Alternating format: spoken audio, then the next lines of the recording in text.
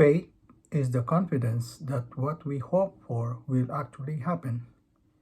It gives us assurance about things we cannot see. Through their faith, the people in days of old earned a good reputation.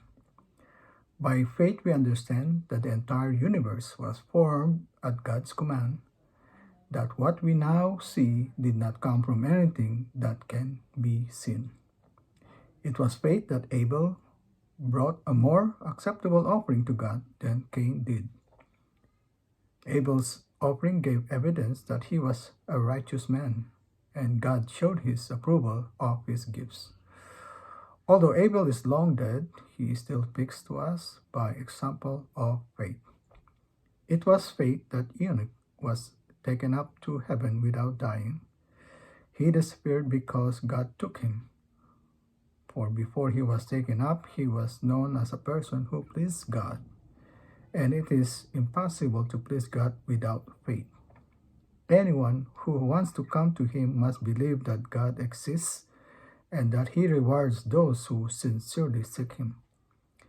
It was by faith that Noah built a large boat to save his family from the flood.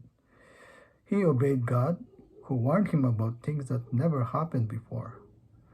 By his faith, Noah condemned the rest of the world, and he received the righteousness that comes by faith.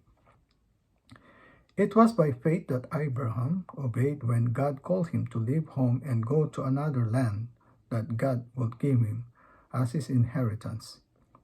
He went without knowing where he was going, and even when he reached the land God promised him, he lived there by faith, for he was like a foreigner living in tents.